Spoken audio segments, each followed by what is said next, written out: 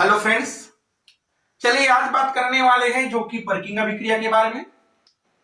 जो पर्किंग अभिक्रिया है इस पर जो कि प्रोडक्ट सिनेमिक एसिड देता है, जिसे विलियम हेनरी पर्किंग ने दिया था। और इस विलियम हेनरी पर्किंग की वजह से उन्हीं के नाम पर इस रिएक्शन का नाम जो कि पर्किंग रिएक्शन है। बात कर ले इस रिएक्शन की, तो इनकी रिएक्शन इस तरह से है कि जब एरोमेटिक एल्डिहाइड को जो कि एलिफेटिक एसिड एनहाइड्रस के साथ एसिड साल्ट और इस साल्ट पर जो कि सोडियम या पोटेशियम प्रेजेंट हो, उसकी उपस्थिति में गर्म करने पर यह अल्फा बीटा अनसैचुरेटेड एसिड या सिनेमिक एसिड बनाता है।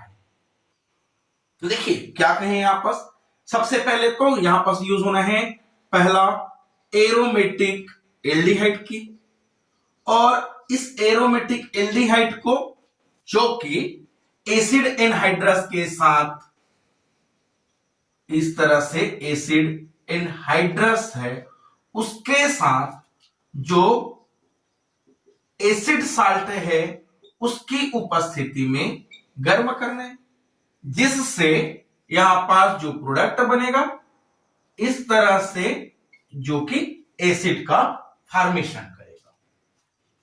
देखिए एरोमेटिक एल्डिहाइड की बात कर ले, इनकी रिएक्शन समझने की कोशिश करें कि सबसे पहले एरोमेटिक एल्डिहाइड की बात कर ले तो इस तरह से अगर कंपाउंड की बात कर ले C6H5CHO जो कि एरोमेटिक एल्डिहाइड है, जिसे जो कि बेंजेल्डिहाइड कहा जाता है। और अगर इस बेंजेल्डिहाइड का रिएक्शन एसिड एनहाइड्रस और एसिड एनहाइड्रस की बात कर ले तो एसिड एनहाइड्रस इस तरह से CH3CO ऑक्सीजन, और इसके साथ जो कि यह एसिड एनहाइड्रस है, इनके साथ में जो एसिड साल्ट इस तरह से C6COO और यहां पास Na ले लेते हैं जो कि सोडियम के साथ एसिड साल्ट है।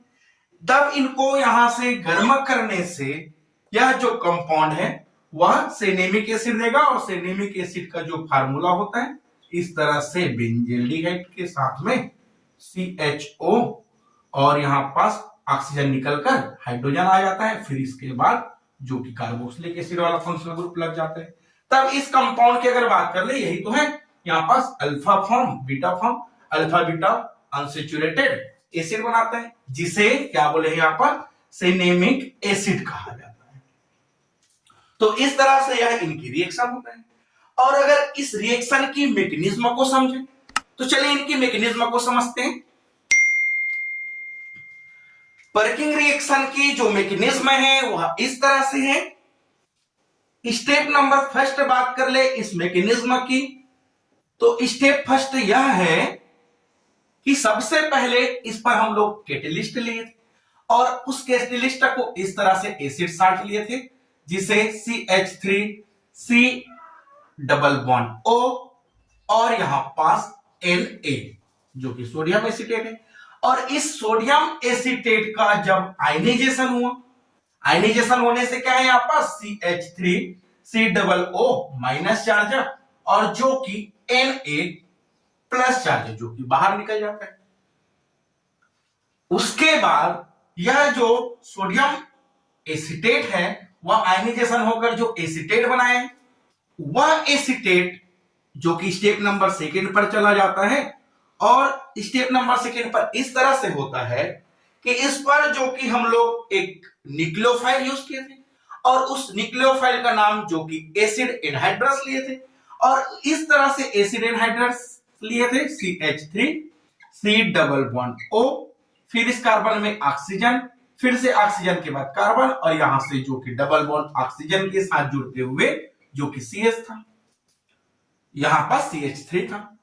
अब इस एसिड एनहाइड्रस नाम से ही स्पष्ट है जो कि एसिड है। अब एसिड का जो कि कैरेक्टर होता है वो हाइड्रोजन प्लस आयन डोनेट करता है। तब अगर इसमें बात कर ले, यह जो कि एसिड एनहाइड्रस का जो कि फंक्शनल ग्रुप है।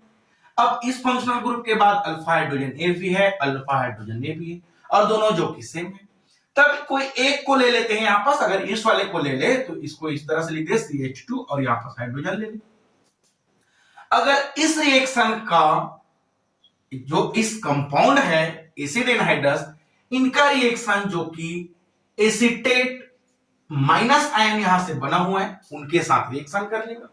तब रिएक्शन करेगा तो क्या होगा, यहां से हाइड्रोजन प्लस आयन बाहर निकल जाएगा, और यह हाइड्रोजन प्लस आयन जो कि बाहर निकलेगा, वह हाइड्रोजन प्लस आयन इस एसीटेट के साथ जुड़कर यहां पर CH3 और C डबल बॉन्ड OH जो कि एसिटिक एसिड दे देते।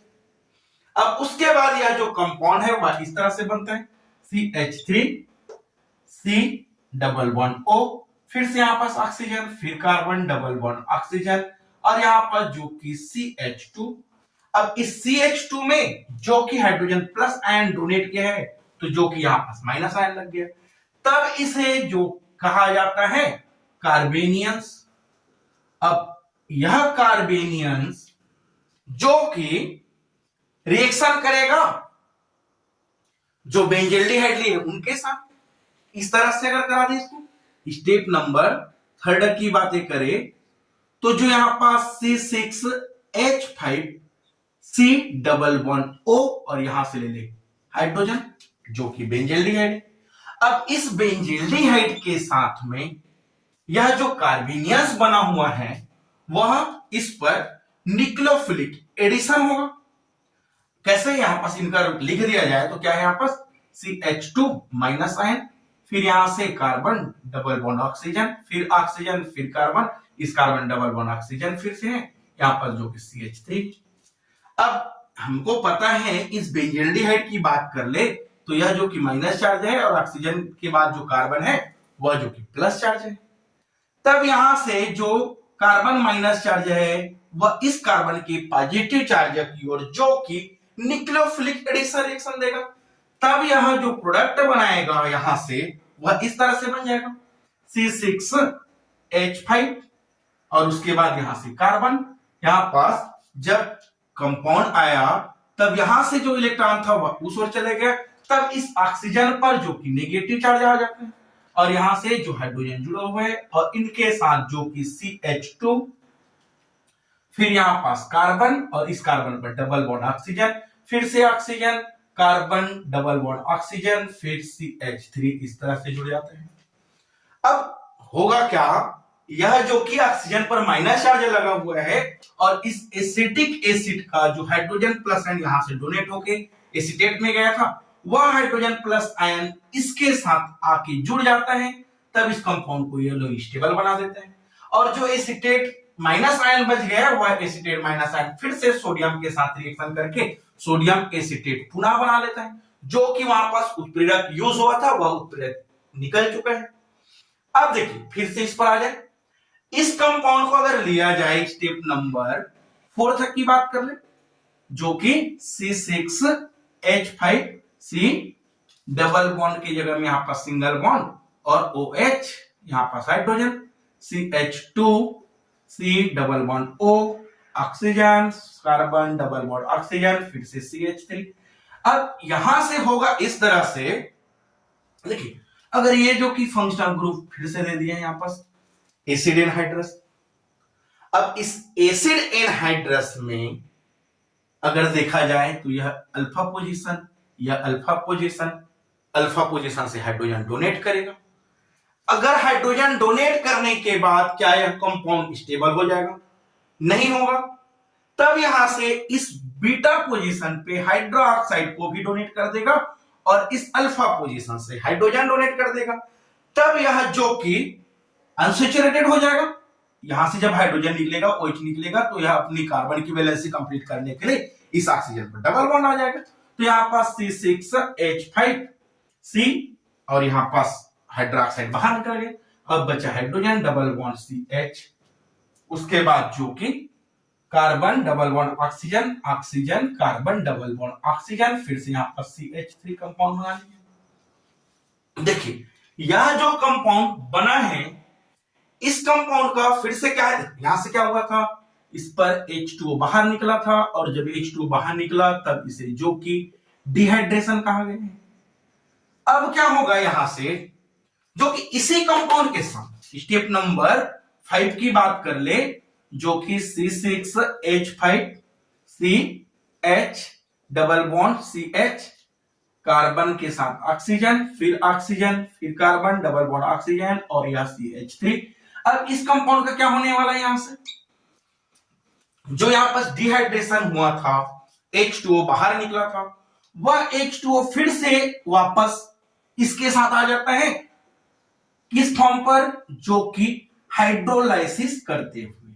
अब हाइड्रोलाइसिस करेगा तो क्या करेगा, हाइड्रोलाइसिस में जो यहां पास फंक्शनल ग्रुप है, यह जो फंक्शनल ग्रुप क्या है, एसिड एनहाइड्रस का, इस फंक्शनल ग्रुप को जो हाइड्रोलाइसिस करने से, अब हाइड्रोलाइसिस कैसे करेंगे आप, जो हाइड्रोलाइसिस करेंगे उस कंडीशन में यहां पास कार्बन ऑक्सीजन कार्बन है, उस बॉन्ड को जो कि ब्रेक कर देगा। तो चलिए यहां से बॉन्ड को ब्रेक कर दिया। अब बॉन्ड ब्रेक करेगा तो उस कंडीशन में इस ऑक्सीजन और कार्बन की बात कर ले तो कार्बन की इलेक्ट्रोनेगेटिविटी जो कि ऑक्सीजन के कंपेयर में अधिक है, तब इस ऑक्सीजन पर जो कि माइनस चार्ज है और कार्बन पर पॉजिटिव चार्ज आ जाता है। तब क्या होगा, हाइड्रोलाइसिस में क्या होने वाला है, हाइड्रोजन प्लस आयन और OH माइनस आयन, तभी हाइड्रोजन प्लस आयन इस ऑक्सीजन के माइनस चार्ज के साथ चले जाएगा। तब यहां से जो कि CH3 C डबल OH इस तरह से एसिटिक एसिड देगा। अब यह जो कंपाउंड बच गया, यहां से बॉन्ड ब्रेक होने के बाद देखिए इस प्लस चार्ज में क्या हुआ, OH माइनस आयन है, CH3CO फिर से OH इस तरह से एसिटिक एसिड है। उसके बाद यहां से क्या बच गया, जो C6H5 उसके साथ यहां पास CH डबल बॉन्ड CH, फिर यहां से यह कार्बन और हाइड्रोजन, और होगा क्या यहां से, इस ऑक्सीजन पर जो कि हाइड्रोजन आके जुड़ जाएगा, तो यहां पास जो कि C और हाइड्रोजन आके जुड़ गए, तब यह कंपाउंड जो कि यहां पास सिनेमिक एसिड का फॉर्मेशन कर लेता है। तो इस तरह से यह इनकी मैकेनिज्म है। मैकेनिज्म में हमने क्या कहा, सबसे पहले जो कैटेलिस्ट है वह हाइड्रो, यहां पास कैटेलिस्ट है वह जो कि आयनाइजेशन होता है। उसके बाद जो एसिड एनहाइड्रस है, वहां से हाइड्रोजन प्लस आयन निकल के इस आयनाइजेशन हुआ है उसके एसीटेट को हाइड्रोजन प्लस आयन डोनेट कर देता है। फिर यह एसीटेट है जो यहां पास एसिड है एनहाइड्रस, वह कार्बेनियस बना लेता है, जो कि एक न्यूक्लियोफाइल की तरह बिहेवियर किया। अब यह न्यूक्लियोफाइल यहां पास जो बेंजल्डिहाइड है, उस बेंजल्डिहाइड के साथ न्यूक्लियोफिलिक एडिशन रिएक्शन दिया, यहां पास न्यूक्लियोफिलिक एडिशन रिएक्शन दिया। तब न्यूक्लियोफिलिक एडिशन रिएक्शन दिया तो ऑक्सीजन पर माइनस चार्ज था, उस माइनस चार्ज को कंप्लीट करने से यहां पास एसिड का हाइड्रोजन प्लस आयन आ गया, और जो सोडियम प्लस आयन लगा था वह इनके साथ जुड़ के फिर से यहां पास सोडियम एसीटेट दे देता है। अब जो कंपाउंड यहां पास बना हुआ है वह कंपाउंड से जो कि डिहाइड्रेशन हुआ, जिससे बीटा पोजीशन पर हाइड्रोक्साइड और अल्फा पोजीशन से हाइड्रोजन बाहर निकल जाता है। उसके बाद जो डिहाइड्रेशन होने के बाद सेम कंपाउंड का फिर से हाइड्रोलाइसिस होता है। हाइड्रोलाइसिस में हाइड्रोजन प्लस आयन और हाइड्रोक्साइड माइनस आयन जुड़कर जो कि एसिटिक एसिड और सिनेमिक एसिड देता है। तो इस तरह से आज के लिए बस इतना ही, मिलते हैं नेक्स्ट लेक्चर के साथ। Thank you.